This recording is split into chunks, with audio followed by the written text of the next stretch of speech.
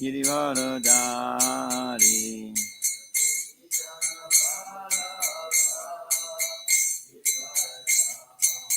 Yashodanandana Braja Janaranjana Yamuna Tira Vanachari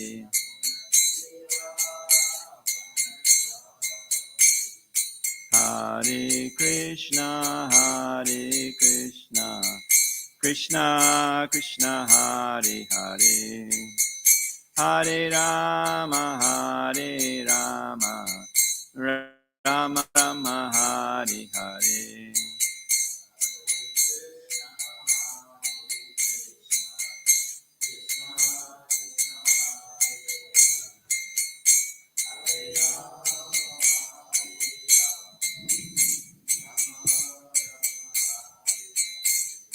Hare Krishna,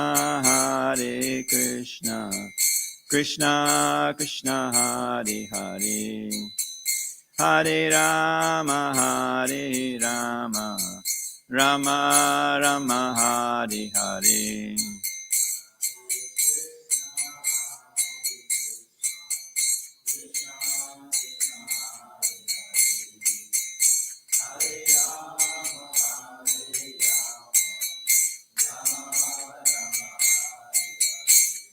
Hare Krishna, Krishna Krishna, Hare Hare, Hare Rama, Rama Rama, Hare Hare.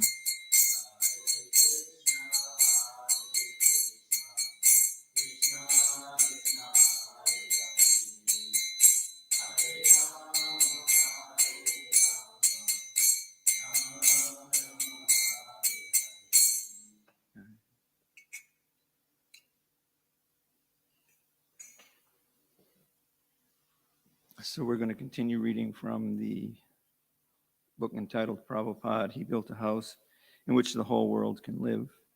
And it seems like we were a little bit out of sync yesterday as to where we were. And the marker is gone, so I'm going to try to locate that and put us back where we were.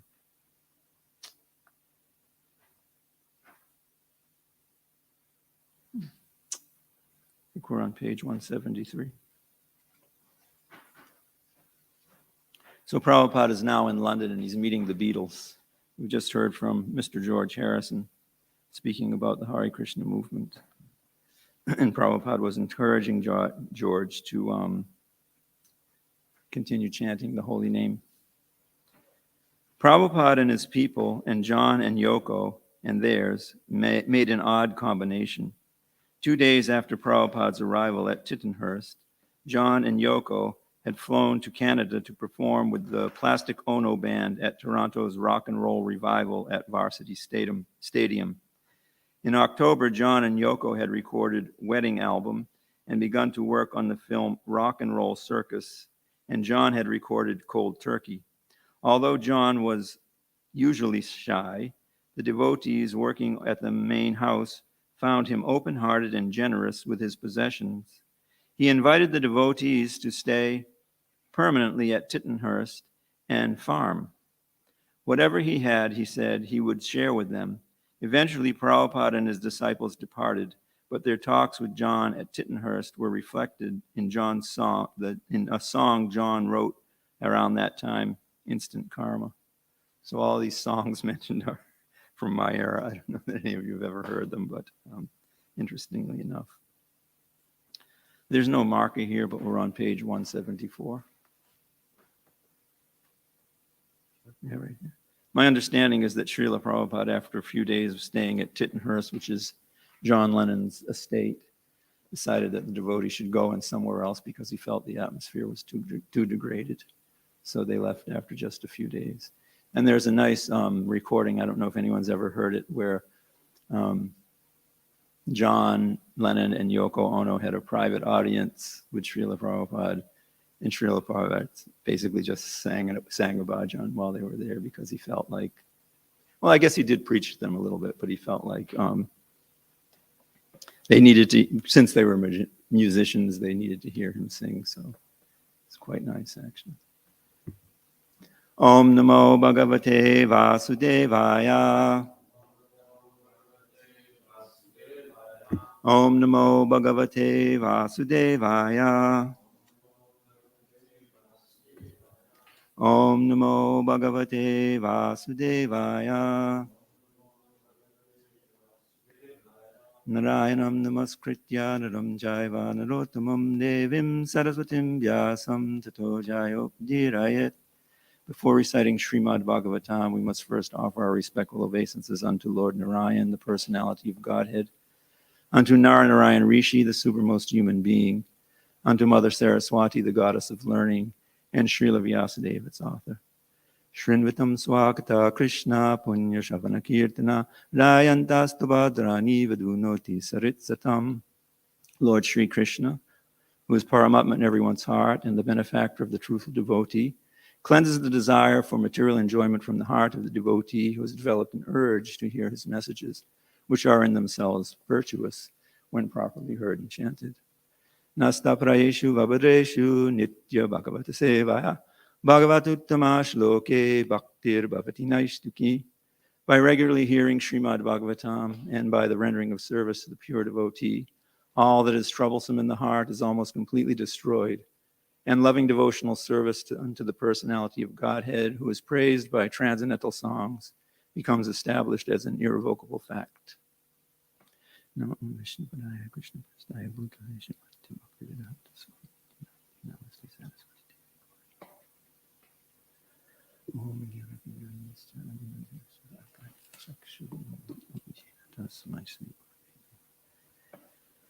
So we are reading from Srimad Bhagavatam, Canto 6, Chapter 9, entitled The Appearance of the Demon Vritasura. And we're on text 40, and the Sanskrit is in prose. So I'm not going to attempt to chant it. I'll just read the prose myself, and then we'll go through the word for word.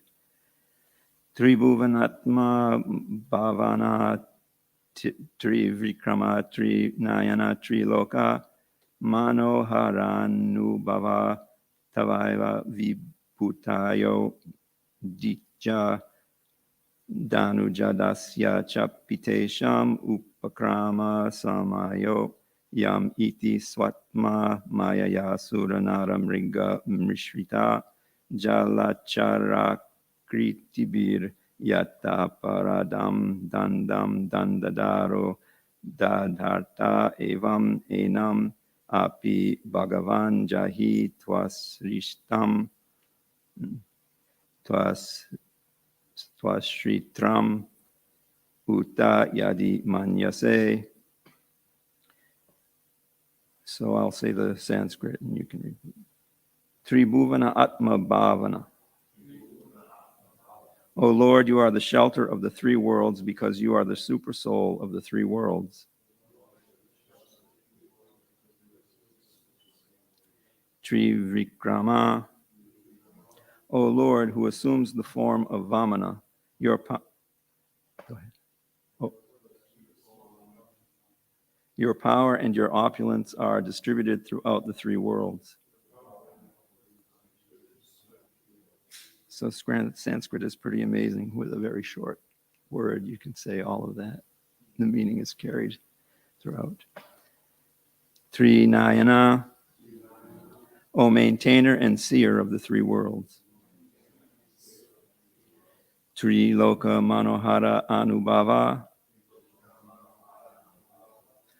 O you who are perceived as the most beautiful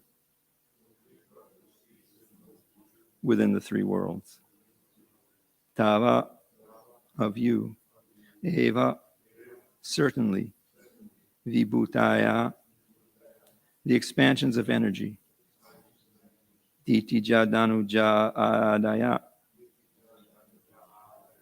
the demoniac sons of Diti, and the Davanas, another type of demon. Cha, and Api, also the human beings. Tesham, of all of them. Upakrama Samaya, the time of enterprise. Ayam, this. Iti, thus. Swaatmamayaya, by your own energy. Suranaramriga Mrishtra Jalachara Akritivi,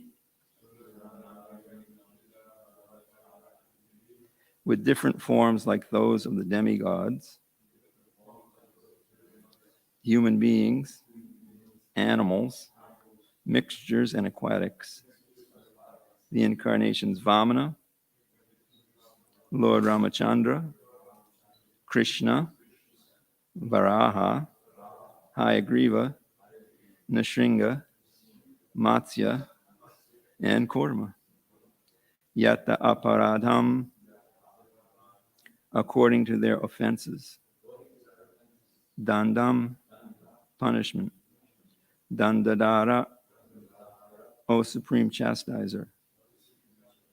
Dadharta, you awarded. Evam, thus. Enam, this one, Vritrasura. Api, also. Bhagavan, the Supreme Personality of Godhead. Jahi, kill. Twastam, the son of Twasta. Uta, indeed. Yadimanyase, if you think it proper. Translation. O Lord, O personified three worlds, Father of the three worlds, O strength of the three worlds in the form of Vamana incarnation, O three-eyed form of Nrsingadev, O most beautiful person within the three worlds, everyone, everything and everyone, including human beings and even the Daitya demons and Danavas, is but an expansion of your energy. O supremely powerful one, you have always appeared in your forms as the various incarnations to punish the demons as soon as they become very powerful. You appear as Lord Vamanadev, Lord Rama, and Lord Krishna. You appear sometimes as an animal like Lord Boar, sometimes a mixed incarnation like Lord Nrsingadev and Lord Hayagriva, and sometimes an aquatic like Lord Fish and Lord Tortoise. Assuming such various forms, you have always punished the demons and Danavas. We therefore pray that your lordship appear today in another incarnation, if you so desire, to kill the great demon Vritrasura. So I'll read the translation. You can repeat, because there's some wonderful names in this translation. O Lord, O personified three worlds, Father of the three worlds, O strength of the three worlds, in the form of Vamana incarnation, O three-eyed form of Nrsingadev, O most beautiful person within the three worlds, everything and everyone, including human beings and even the Daitya demons and the Danavas, is but an expansion of your energy. O supremely powerful one, you have always appeared in your forms as the various incarnations to punish the demons as soon as they become very powerful. You appear as Lord Vamanadev, Lord Rama, and Lord Krishna. You appear sometimes as an animal like Lord Boar, sometimes as a mixed incarnation like Lord Nrsingadev and Lord Hayagriva, and sometimes as an aquatic like Lord Fish and Lord Tortoise. Assuming such various forms, you have always punished the demons and Danavas. We therefore pray that your lordship appear today as another incarnation, if you so desire, to kill the great demon Vritrasura. Purport by Srila Prabhupada. There are two kinds of devotees known as Sakama and Akama. Pure devotees are Akama, whereas devotees in the upper planetary systems, such as the demigods, are called Sakama, because they still want to enjoy material opulence. Because of their pious activities, the Sakama devotees are promoted to the higher planetary systems, but at heart they still desire to lord it over the material resources. The Sakama devotees are sometimes disturbed by the demons and Rakshasas, but the Lord is so kind that he always saves them by appearing as an incarnation. The Lord's incarnations are so powerful that Lord Vamanadeva covered the entire universe with 2 steps and therefore had no place for his 3rd step. The Lord is called Trivikram because he showed his strength by delivering the entire universe with merely 3 steps. The difference between the Sakama and Akama devotees is that when the Sakama devotees, like the demigods, fall into difficulty, they approach the Supreme Personality of Godhead for relief, whereas the Akama devotees, even in the greatest danger, never disturb the Lord for material benefits. Even an Akama devotee is suffering. Even if a Akama devotee is suffering, he thinks that this is due to his past impious activities and agrees to suffer the consequences. He never disturbs the Lord. Sakama devotees immediately pray to the Lord as soon as they are in difficulty, but they are regarded as pious because they consider themselves fully dependent on the mercy of the Lord. As stated in Srimad Bhagavatam 10:14-8, Tate nukampam susam mikshamano bhujana evatma kritam vipakam ridvag vapur bir vidadan namaste jiveta yo mukti pade sadayavak. Even while suffering in the midst of difficulties, devotees simply offer their prayers and service more enthusiastically. In this way, they become firmly fixed in devotional service and eligible to return home back to Godhead without a doubt. Sakama devotees, of course, achieve from the Lord the result they desire from their prayers, but they do not immediately become fit to return to Godhead. It is to be noted herein that Lord Vishnu, in his various incarnations, is always the protector of his devotees. Srimad Vacharya says, Vividham bhava patravat sarve vishnur vibhutaya. Krishna is the original personality of Godhead, Krishna tu Bhagavan Swayam. All the other incarnations proceed from Lord Vishnu.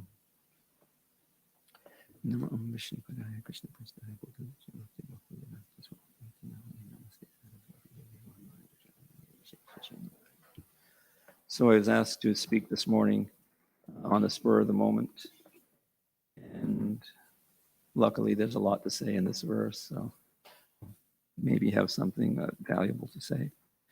We see here that the demigods are praying to the Supreme Personality of Godhead because they are feeling threatened by the demon Vritrasura. And we see in the translation how the Supreme Lord comes in different incarnations, and it always is to vanquish the demons. So, people may think that we as devotees, what business is it of ours to be talking about demons? But basically, we're not speaking about demons. The Srimad Bhagavatam is speaking, and we're just repeating. We can see that in all of these incarnations, the Lord comes to vanquish the demons. When he appeared as Lord Vamanadeva, he took 3 steps of land and got Bali Maharaj to submit and become a devotee. Lord Ramachandra vanquished Ravana, Lord Krishna, demons too many to even list. And then when he appears as an animal like Lord Boar, when he vanquishes Hiranyaksha, mixed incarnation like Lord Nrsingadev and Lord Hayagriva, that means half man, half animal. Lord Nrsingadev was half lion, half man, and Lord Hayagriva half a horse head with a human body. I was unaware that Lord Nrsingadev has 3 eyes. Has anyone ever heard that before? It's here in the translation, in the word translation. So that was a little surprising to me. And Lord Hayagriva. And sometimes as an aquatic like Lord Fish and Lord Tortoise.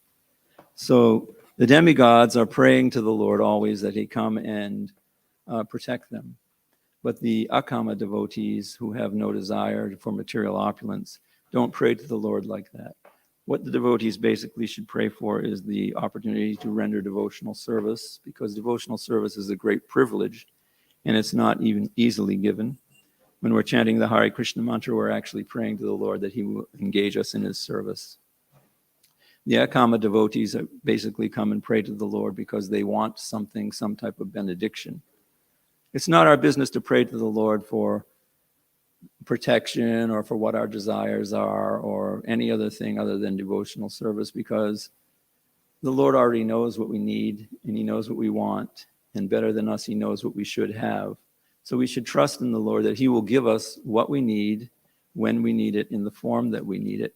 And the devotee who is akama, or not looking for any type of benediction, should be willing to accept whatever the Lord sends.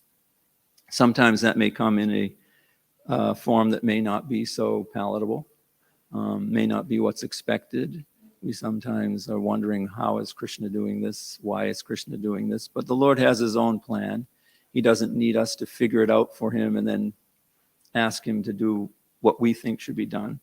The akama devotee should just leave it up to the Lord, that he will provide whatever is necessary without us asking.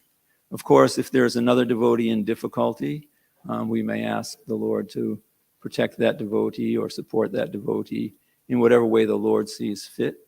So we can pray like that. If there's a devotee in difficulty, or if there may be some difficulty in the temple or something like that, we pray to the Lord because we understand that the Lord is supremely powerful and that he will take care of his devotees and he will take care of whatever needs to be done. So we can pray like that, but we shouldn't pray that, oh Lord, my car is broken down and, please give me the resources to fix it or something like that. The demigods are a little bit different. The Lord does fulfill their desire because they are coming before him and asking him for some benediction, and the Lord, being all merciful, will also give them that benediction. But what they don't get is the fact that they would go back to Godhead in one lifetime because they're so attached to material opulence. And I'm not saying anything derogatory about the demigods. It's just a fact. I'm just repeating what we've heard in Srimad Bhagavatam. So we should strive always to engage in devotional service, pray to the Lord that he gives us the privilege of devotional service, and we know that the Lord will protect and provide whatever we need to make us successful in our service. So I can stop here, and does anybody have any questions? I'll try to answer.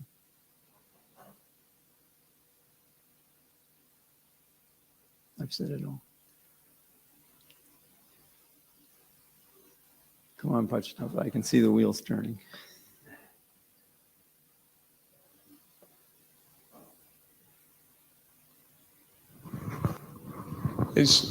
Thank you, but it's not a question. It's just one comment that I read yesterday on the pastime of the Sudama Brahmana. And in the purport it describes that because the question is raised, why is the Brahmin so poor if he's such a great devotee of Krishna? And then in the commentary it said, if it quotes the verse, Ananyas Chintayanto Mam, for those who are constantly meditating in Krishna's form, he carries what they lack, reserves what they have. But Krishna knows if the devotee is slightly inimical towards sense gratification, then Krishna won't provide. But if the devotee is completely unattached, then he'll give unlimited wealth like this. Krishna is always looking after and always protecting, even by withholding material opulence or comfort. Are you finished? Yes. So Sudama Brahman may have appeared to be materially poor, but actually, as a young boy, if you know the history, when he was serving in the ashram of his spiritual master, and Krishna was also there, the ashram of Sandapana Muni, and they were sent out to collect firewood and got lost in the forest. and there was a devastating rainfall. They lost their way.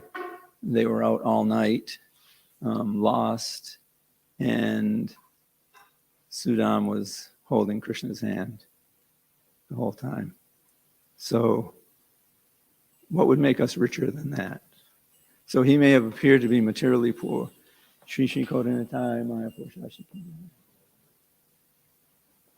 He may have appeared materially poor, but actually he was very, very rich. If we see wealth through material eyes, he may have appeared to be materially poor, but if we look at wealth through spiritual eyes, then who can be the most, how can we even measure the wealth? When he came to visit Lord Krishna, and actually he didn't want to go and ask for any type of material opulence. He and his wife were so poor that I believe it says they only had one cloth between them. And so only one of them could go out of the house at a time because they had to share whatever cloth they had for covering. And when his wife was asking him to go and see Lord Krishna and maybe ask for some benediction, they didn't even have anything to offer. They had to go to the neighbors and get little bits of chipped rice and tied it in a handkerchief. And so Sudam Brahma, because his wife was begging him or nagging him maybe to go and see Krishna and ask for some benediction, he decided to go. When he got there, Lord Krishna stood up and embraced him. And it's told that when Lord Krishna was in Dwarka, there was only two people he would embrace, and that was Lord Balaram and Rukmini Devi, I believe. But he did stand up and embrace Sudam Brahman, offered him a sitting place, washed his feet, offered him arti, gave him nice foodstuffs. And still, even though the Lord was, quote unquote, worshiping the Brahman in this way, he still didn't have the audacity, maybe you could say, to ask the Lord for any benediction, nor was he was very reluctant to bring the Lord what he was offering. He was considering this is not good enough for the Lord. But Krishna, being all powerful and all knowing, could see and was kind of teasing, oh, what have you got there? What have you brought me? He was a little bit ashamed and embarrassed, but he took out the little handkerchief with chipped rice, and Lord Krishna took one bite, one little nibble, and he said, oh, this is the best chipped rice I've ever had.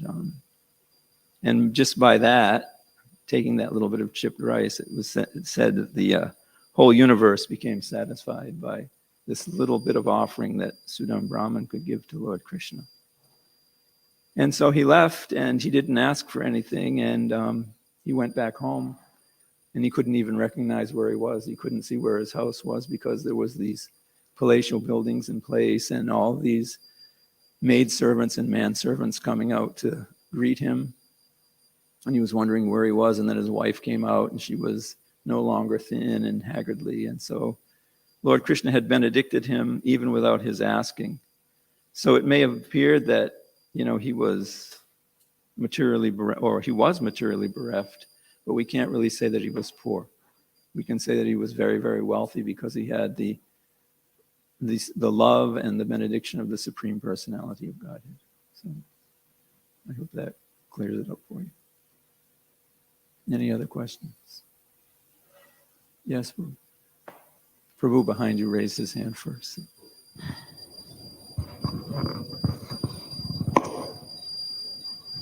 Hare Krishna. When we're doing service, you talk about devotional service. When we're given the opportunity to do service, how can we do it in a way that is for Krishna? Well, we understand that we're doing everything in service for the pleasure of the Supreme Personality of Godhead. That's why we do it. If we do service for some material benefit for ourselves, maybe in the form of name and fame or some material opulence, yes, I'm cooking for Krishna, but I want everyone to see what a great cook I am. Yes, I'm singing kirtan for the deities, but I really want everyone to see how well I sing and how well I play the madanga.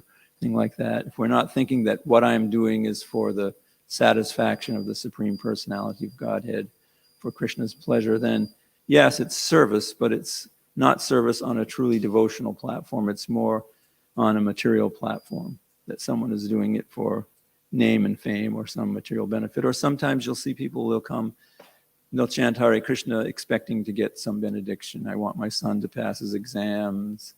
I want my daughter to have a baby boy instead of a girl.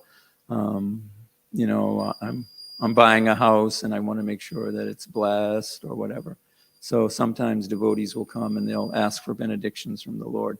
But if we're truly doing devotional service, then we understand that this is for the satisfaction of the Supreme Personality of God and to extend that for the satisfaction of his devotees. So we take initiation from the spiritual master. The spiritual master will give us an instruction. We perform our service according to the spiritual master's instruction.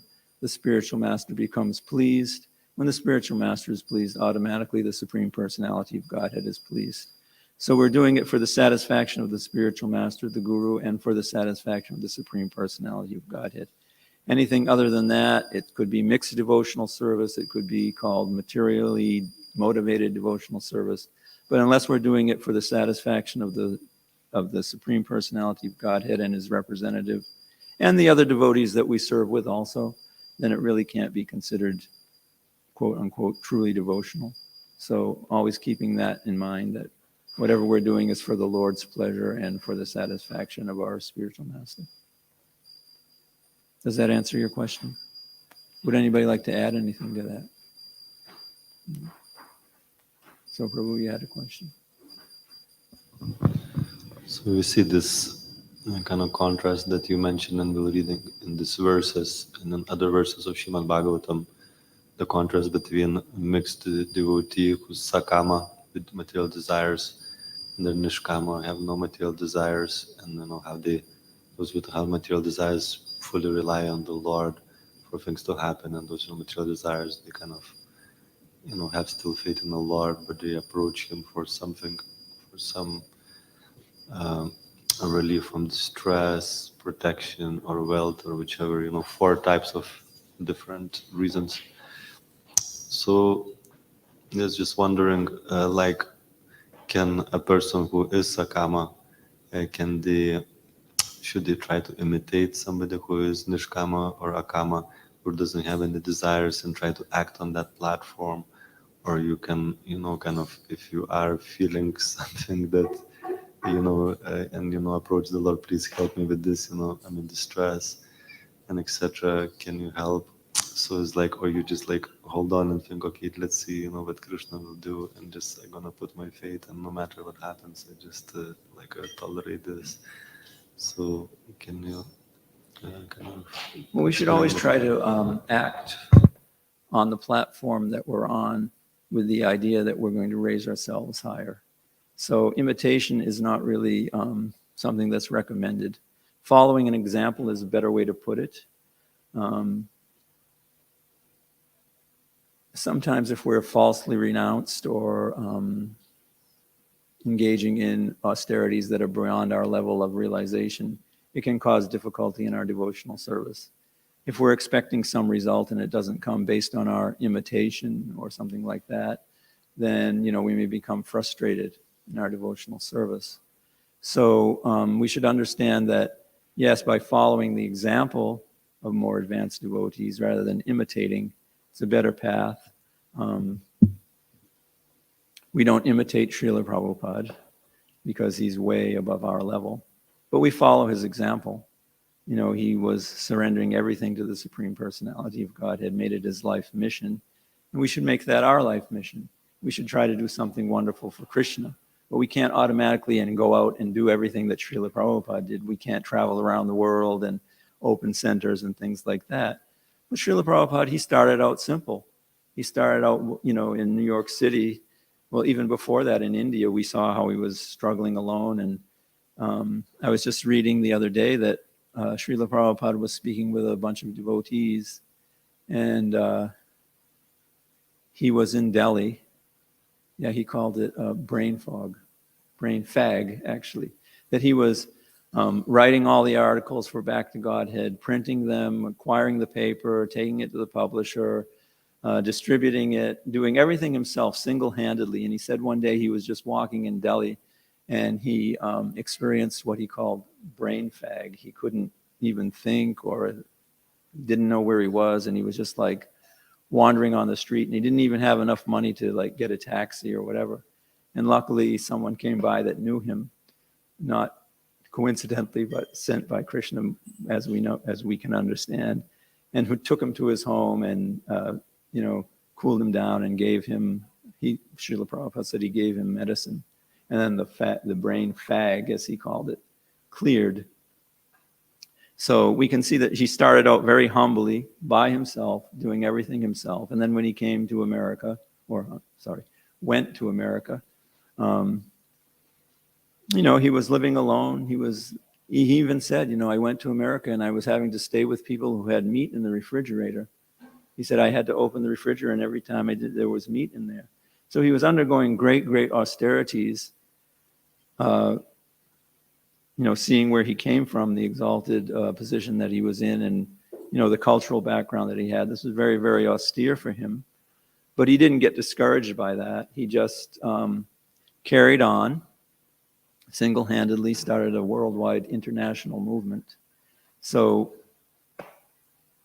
none of us can think that we're on that platform now, nor can we imitate Srila Prabhupada. But we can try to follow his example by spreading the holy name in whatever way we can. Srila Prabhupada's example is, that's what he was saying, that, he's given us a discipline to follow, and that, that his greatest credit was that he never changed anything. So he was following the example of the previous acharyas. Everything comes from the acharyas. We're understanding when we read his purports to Srimad Bhagavatam, and he said it several times, but we were just reading it the other day, that he was saying, I don't have any power to explain this. I didn't explain this.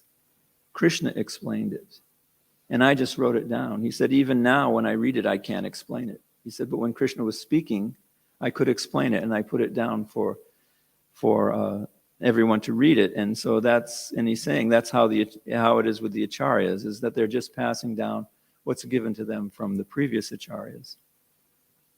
So obviously we can't imitate the previous acharyas, but we can follow their example. And that's how we should approach our devotional service. So, we can see a devotee who we may be considered to be on a higher platform than ourselves, and we can try to follow that example, but we should never try to imitate, if that answers your question. Yeah. Any other questions? Thank you. Please. Hi Krishna. Thank you, Prabhu. You spoke about the need to act on the platform that we're on. How can we know what platform that we're on? Because it's the only platform that I'm on, so I don't really know any other platform. How do we know what platform we're on? We do see other platforms. We can see how other devotees are acting. A lot of where we're at is internal. So we may see externally how other devotees are acting, how they're conducting their devotional service. We take association from other devotees who we consider to be more advanced. We can inquire from them submissively, take advice from them, reveal our minds. And in this way, we can understand what platform we're on. We can also compare, where I was 42 years ago to where I am now, and see the difference. Hopefully there's some difference. So by taking association of devotees, that's how we can understand what platform we're on. That's how we can find examples to follow. That's how we can take advice. That's how we can solve any personal problems that we may have. Of course, you want to confide or inquire from the right source. We just don't go telling our problems and difficulties to just anybody. There has to be trust there. Generally, devotees are truthful. So if they see some shortcoming, they should be very willing to explain it in a way that's not criticizing or whatever. And as a younger devotee, we should take that advice as for our benefit and not become defensive because, I'm doing this like this, or, sometimes you'll give a devotee advice and every bit of advice that you have, they'll find an excuse for, or I can't do it this way, or I can't do it that way. I can't do this because such and such, or I can't do that because such and such. And I was speaking with Mahatma Prabhu when he was here, and he was saying that devotees would come to him with some problems that they have, and before they were even done speaking, he would start giving them advice, and they'd say, well, wait, I'm not through. And he'd say, I know what you're going to say. This. And they're like, yes, how do you know?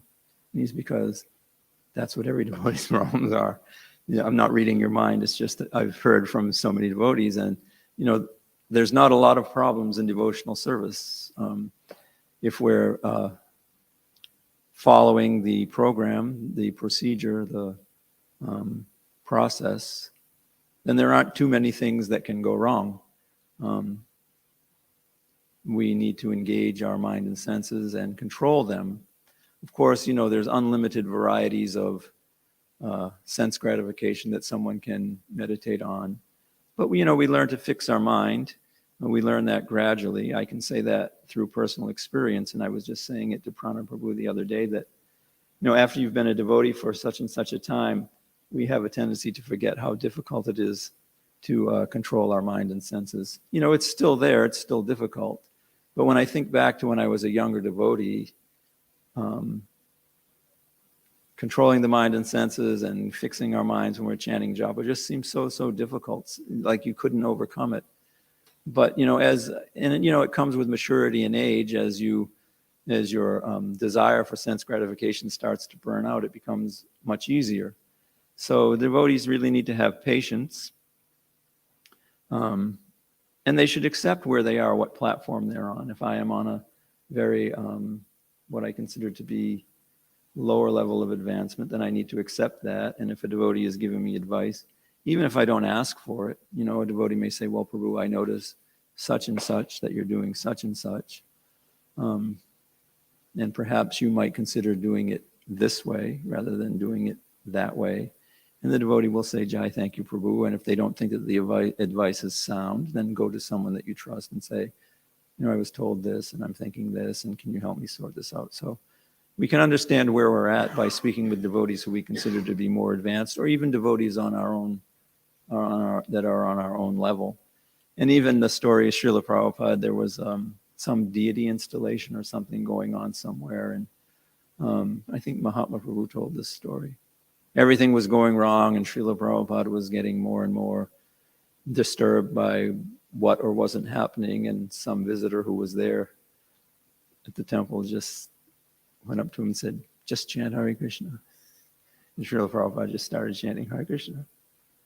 So, we can even take advice from someone who may just be a random person. Srila Prabhupada also says, or Chanaka Pandit, says that we can take, how does he put it? Nectar from a stalk of poison, gold from a filthy place, good advice from a fool, and a good wife from a bad family. So, sometimes Krishna will send us the answer that we're looking for in a way that we may not even expect. But association of devotees is the surefire method for advancing, and therefore we should be eager to always keep ourselves in association of devotees. Does that answer your question? Do you have any excuses or any reasons why you don't accept that answer? Any defenses? No. Any other questions? Okay, so we can end here. Grantaraj Srimad Bhagavatam ki jai. Gaur Premanandi. His Grace Pradyumna Prabhu ki jai.